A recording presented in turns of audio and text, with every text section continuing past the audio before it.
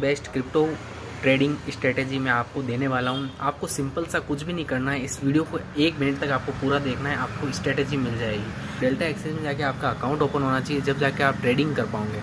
अब यहाँ पर आपको क्या करना है कि सबसे पहले एक हावरली टाइम फ्रेम पे जाओ। यहाँ से आप एक ट्रेंड देखो, ट्रेंड क्या डायरेक्शन का चल रहा है, ट्रेंड को फॉलो करना पड़ेगा। यहाँ पर डाउन ट्रेंड चल रहा है तो आपको डाउन ट्रेंड को फॉलो करना पड़ेगा।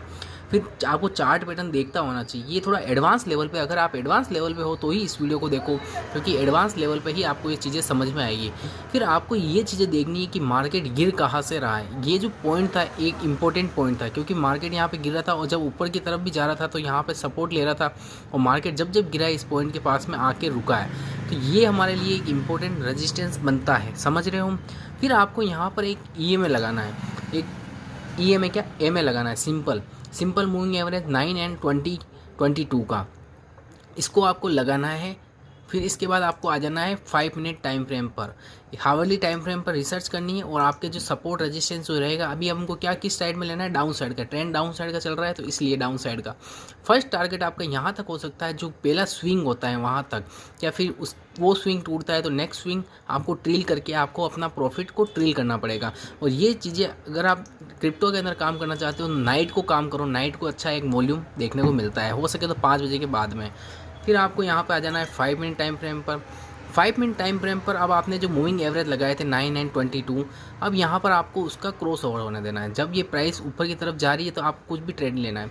अब आपको इसका क्रॉस ओवर का इंतजार करना है। इसका जैसे होता है 250 का क्रॉस ओवर को जैसे गोल्डन क्रॉस ओवर बोलते हैं, इसी प्रकार इसका भी एक cross over golden cross over होता है। अगर यहाँ पर इसका क्रॉस ओवर होता है तो अगर आपकी एंट्री बनेगी इसके नीचे, या फिर कोई यहाँ पर जैसे यहाँ रुका था इसलिए मैंने यहाँ पर प्लान किया, तो इसकी एंट्री बनती है यहाँ पर।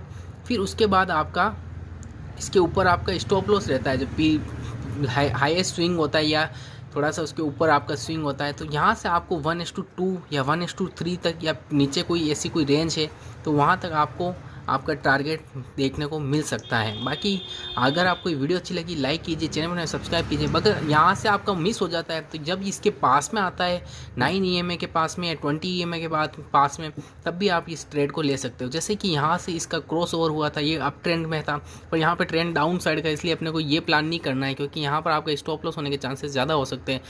पर आप प्रीवियसली डाटा को एनालाइज कीजिए, उसके बाद आप अपनी क्वांटिटी को लेना। बाकी risk management is very important होता है, और कभी भी ट्रेड लेने से पहले अपने रिस्क मैनेजमेंट को ध्यान में रखते हुए ट्रेड लीजिएगा। बाकी this video is only for educational purpose, do not for buying and cell recommendation. Video अच्छी लगी लाइक कीजिए, चैनल सब्सक्राइब कीजिए। बाकी थैंक्स फॉर वॉचिंग।